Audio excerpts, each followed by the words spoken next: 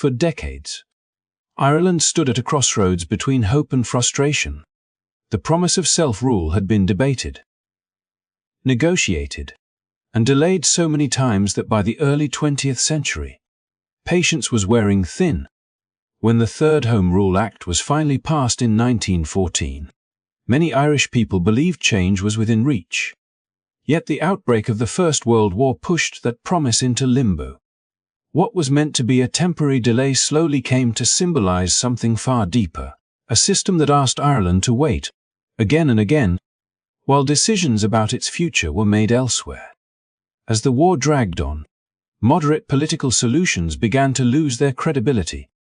Parliamentary voices calling for gradual reform sounded increasingly powerless. Even naive, in the face of continued British control. For many Irish nationalists, especially younger generations, faith in constitutional politics faded. In its place grew a sharper, more urgent belief that freedom would not be granted, it would have to be taken. This shift marked a turning point, where frustration hardened into resolve and political debate edged closer to confrontation. The years that followed would transform Ireland's struggle forever.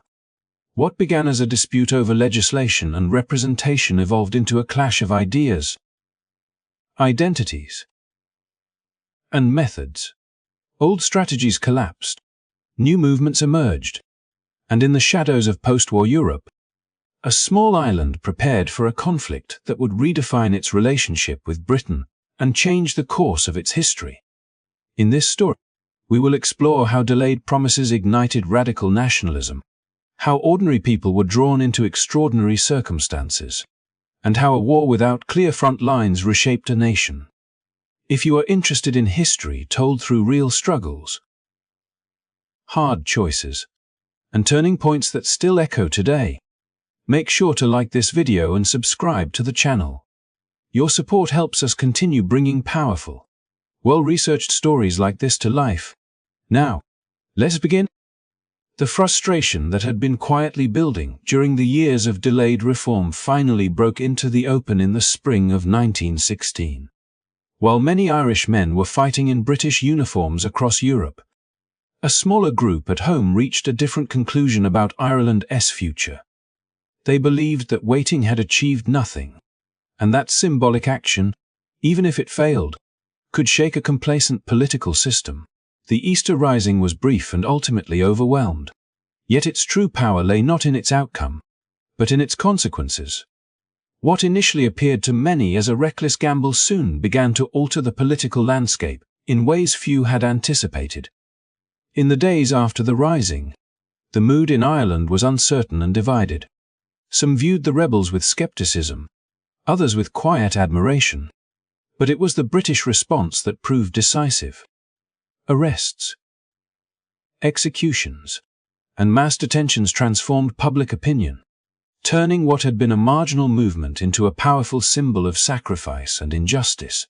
The old constitutional approach, already weakened by years of broken promises, now seemed disconnected from the emotional reality of the moment.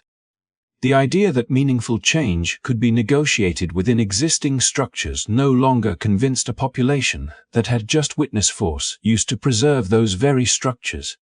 Out of this shift emerged Sinn Féin, a party that absorbed the energy and symbolism of 1916 while offering a clear political alternative. By the time the general election of 1918 arrived, Ireland was no longer voting in the shadow of Home Rule debates, but in the aftermath of war, loss, and radicalization. Sinn Féin's victory was overwhelming, sweeping aside the once dominant Irish parliamentary party and signaling a decisive break with the past. Yet the most important aspect of that election was not simply who won, but what they chose to do next. Refusing to take their seats in London, Sinn Féin turned electoral success into a declaration of political independence. When the DL first met in Dublin, it was modest in size and limited in power, but rich in symbolism. It represented a claim that authority flowed from the Irish people themselves, not from distant institutions. This act gave political form to the emotions unleashed since 1916, translating protest into governance and defiance into structure. At the same time, it created an unavoidable tension with British rule, as two competing visions of legitimacy now existed side by side within the same country. This tension also reshaped the role of armed groups in Ireland. The Irish Volunteers, once loosely organized and politically uncertain, were redefined within this new framework. No longer merely a supporting force, they became the military expression of the political break announced by the DIL. Renamed the Irish Republican Army, they operated in a space where politics and resistance were inseparable, guided by local loyalties as much as national ambition. While coordination from Dublin existed, much of the movement's strength came from its deep roots in communities that felt increasingly aligned with this new vision of Ireland. Together, these developments formed a single, continuous story rather than isolated events. The Rising had shattered faith in gradual reform, the election had legitimized an alternative authority, and the reorganization of the volunteers had provided the means to defend it. Ireland was no longer simply asking for change, nor even demanding it through speeches and resolutions. It was entering a phase where ideas, identity, and action converged, setting the stage for a struggle that would test the limits of power, loyalty, and endurance in the years to come. The political transformation that followed the Easter Rising and the 1918 election did not immediately resemble a war. On the surface, Ireland entered 1919 with speeches, declarations, and symbols of sovereignty rather than open confrontation. The deal had proclaimed authority, Sinn Féin had claimed a mandate from the people, and a redefined Irish Republican Army existed in theory as much as in practice. Yet beneath this fragile calm lay a reality that could not be sustained for long. Two rival systems of power were now operating in the same country, and neither could fully ignore the other. It was only a matter of time before words gave way to action. That moment arrived quietly on a winter morning in January 1919. Far from grand assemblies or political centres, in the rural landscape of County Tipperary, a small group of ERA volunteers waited along a country road for a routine police escort transporting explosives. There was nothing dramatic about the setting, and no expectation that this brief encounter would echo far beyond its immediate location. Yet when shots were fired and two members of the Royal Irish Constabulary lost their lives, the nature of the conflict in Ireland changed irreversibly. What had been a political challenge to British authority now crossed into armed resistance. The significance of the Solohead Beg ambush was not in its scale, but in its meaning. It demonstrated that the ERA was willing to act independently, even without direct authorization from political leaders in Dublin. This reflected the decentralized character of the movement, rooted in local initiative and driven by men who believed that the time for symbolic gestures had passed. For them, the new Irish Parliament was not merely an idea to be defended in speeches, but a claim that required action on the ground. The ambush was a declaration that the struggle for independence would not be confined to debate or diplomacy. The British response revealed how unprepared the authorities were for this new phase. Officials were reluctant to describe the incident as the start of a war, preferring instead to frame it as criminal disorder that could be handled by policing rather than military force. Acknowledging a war would have implied recognition of the Irish claim to statehood, something the British government was unwilling to grant. This refusal to name the conflict shaped the months that followed, creating a dangerous gap between reality and policy. Violence increased, yet it was treated as a temporary problem rather than a structural crisis. For the ERA, Solohead Beg became a model rather than an exception. It reinforced the logic that small, carefully chosen actions could have consequences far beyond their immediate impact. Attacking the police was not only a tactical choice but a symbolic one, striking at the most visible representation of British authority in everyday Irish life. Each encounter sent a message that control was being contested, especially in rural areas where government presence was already thin. At the same time, these actions bound local communities more tightly to the conflict, as fighters were rarely strangers but neighbors, relatives, and friends. What made the ambush especially important in the broader story was its timing. It occurred on the very day the Dáil first assembled, linking political assertion and armed action in a way that could not be undone. From that point on, developments in Dublin and events in the countryside became inseparable. Political declarations gained weight from the threat of force, while armed resistance drew legitimacy from the claim of democratic authority. Ireland was no longer moving toward confrontation. It had entered it. In hindsight, the road at Soloheadbeg marked a threshold. Before it, independence was still contested primarily through ideas and institutions. After it, the struggle took on a new rhythm defined by uncertainty, escalation,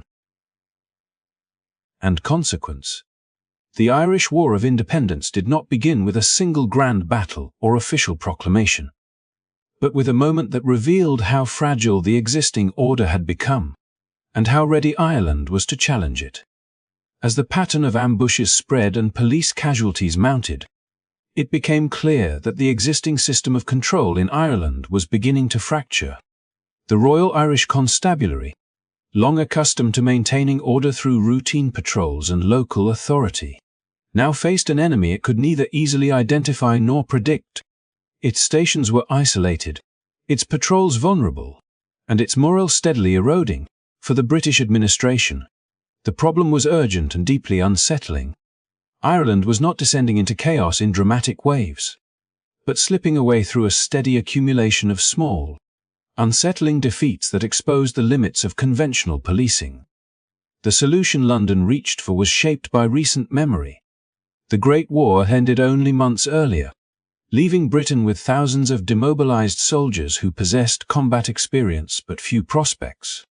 These men were familiar with weapons, accustomed to danger, and readily available. In the eyes of policymakers, they seemed ideally suited to confront what was still officially framed as disorder rather than war. Thus emerged the Royal Irish Constabulary Special Reserve, a force quickly known by the public as the Black and Tans, named after the mismatched uniforms they wore due to shortages. Their arrival marked a decisive shift in the nature of Britain's presence in Ireland. From the outset, the Black and Tans embodied a contradiction. They were introduced as policemen, yet trained and deployed like soldiers. Their preparation focused on weapons and field tactics, while the subtleties of civilian policing were largely neglected. This imbalance proved critical, operating in unfamiliar terrain among a population that increasingly viewed them with suspicion or hostility. They were expected to impose order without the local knowledge or restraint that traditional policing required. The gap between their role on paper and their experience in practice widened with every encounter. For the communities they entered, the presence of the Black and Tans felt like an escalation rather than reassurance. Many were young, foreign to the districts they patrolled, and shaped by the habits of wartime service rather than peacetime law enforcement. When attacks occurred, frustration and fear often spilled over into collective punishment, raids, property damage, and aggressive behavior blurred the line between enforcement and retaliation. These actions were not always centrally directed, but they were rarely discouraged with sufficient force, creating the impression that such conduct was tolerated, if not quietly endorsed. This dynamic played directly into the broader conflict taking shape since 1919. The era did not need to defeat the Black and Tans in open combat to undermine their purpose. Every incident that alienated civilians strengthened local sympathy for the Republican cause and deepened distrust of British authority. Villages that might once have remained neutral found themselves drawn into the struggle by experience rather than ideology. Fear and resentment became powerful recruiters, doing work that speeches alone could not. Within the ranks of the Black and Tans themselves, discipline proved difficult to maintain. Many struggled to adapt from conventional warfare to a conflict without clear front lines or visible opponents. Unlike the Great War, there were no trenches, no defined enemy positions, and no clear sense of progress.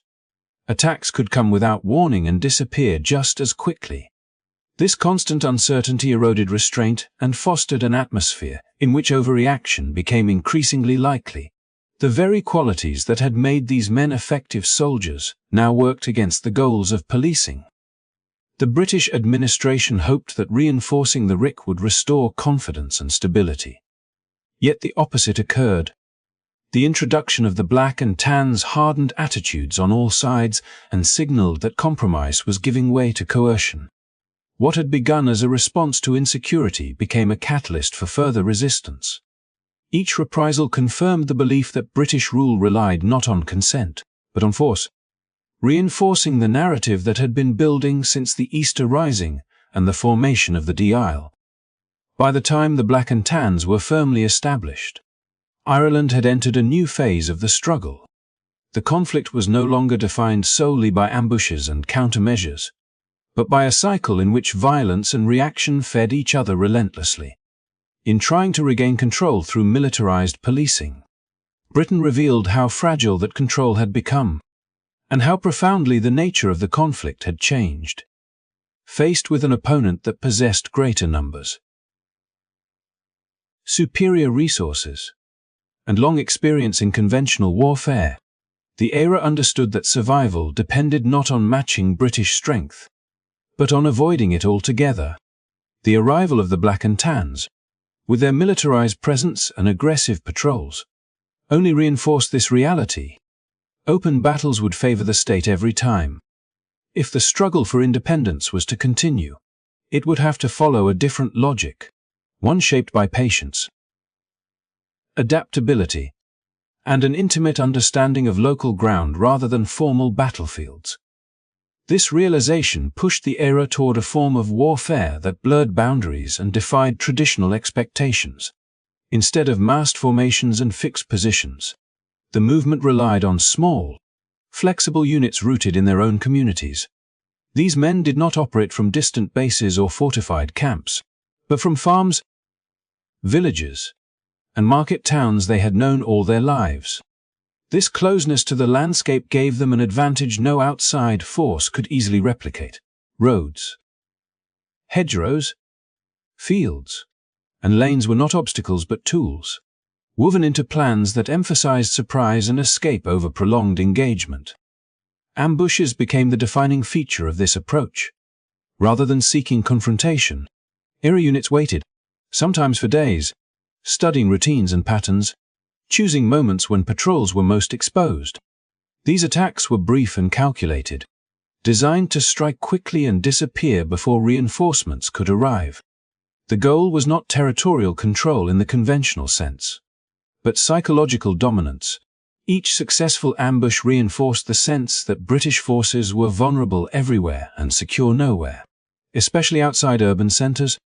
To support this style of fighting, the era developed flying columns, mobile groups capable of assembling, acting, and dispersing with remarkable speed. These columns were not permanent standing forces, but temporary formations that came together for specific operations. Their strength lay in unpredictability.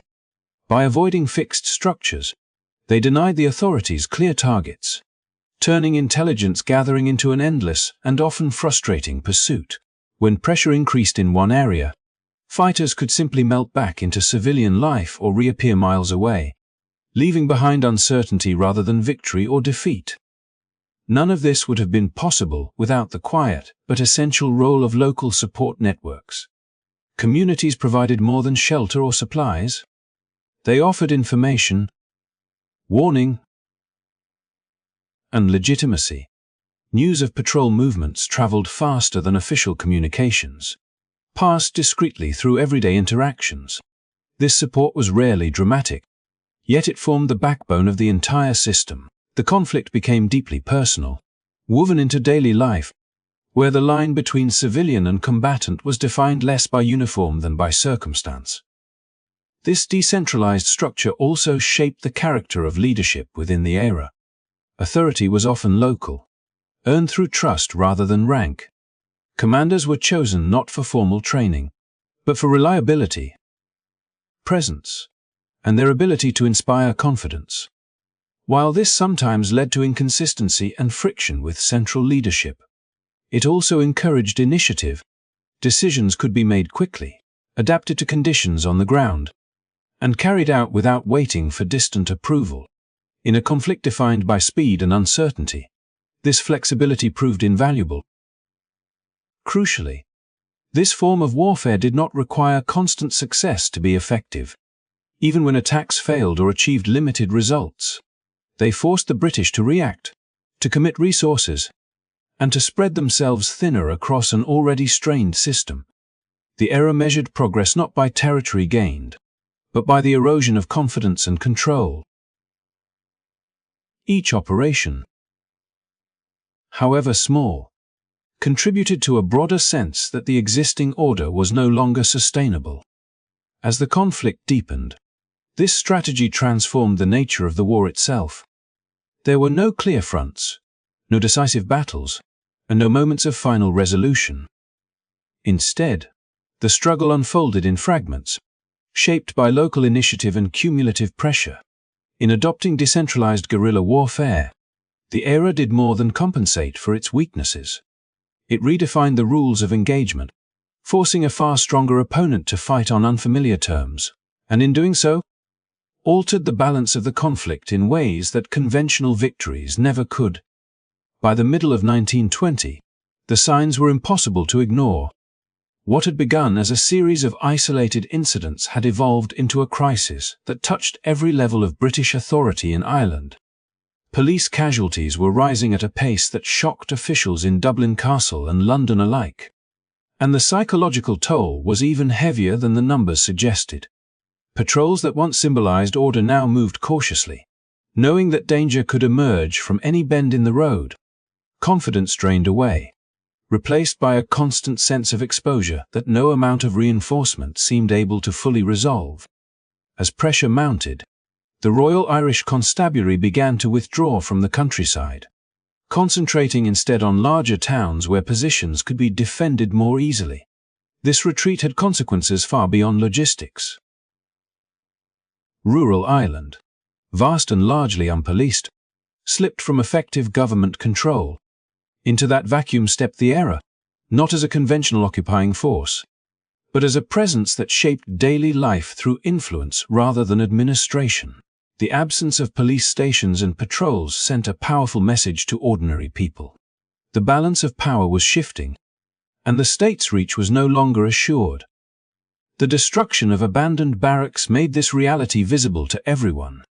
Burned-out buildings became landmarks of a collapsing system, stark reminders that authority had retreated and could not easily return. These acts were as much symbolic as practical, reinforcing the idea that the old structures of control were finished.